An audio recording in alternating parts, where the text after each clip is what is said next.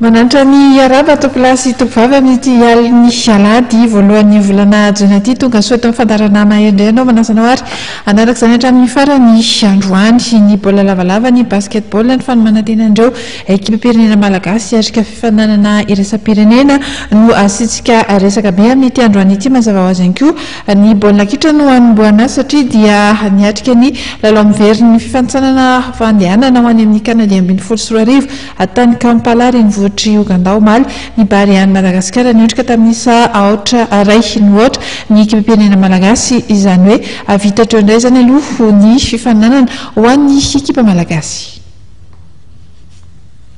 Ny farany omaly tany Kampala Uganda indray dia ny ekipa-pirenena malagasy taranja baolina kitra tamin'ny fanitsanana CAN 2015.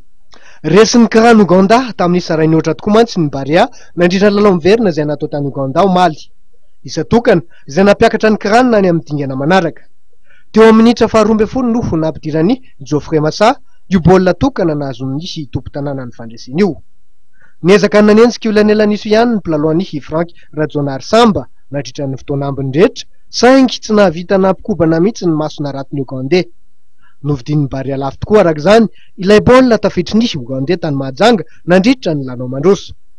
Mangany fotsiny ilay penalty tsy tafiditry faneva ima tany Mahajanga ka tokony ahatonga ny isa ho 3 no niaotra. Dia mbola tsy afaka indray no zany ilay fiteny mahazatra premier tour de vite ho an'ny kitra malagasy.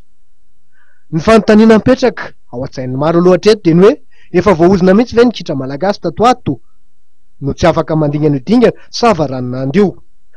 Efa maro ihany anefa niezaka natao mpitantana sy ny teknisianina ary ireo mpilalao mba hahazoana vokatra tsara saingy very anjavony foana izany. Inona marina ny tena olana eo amin'ity hitaranjara ity.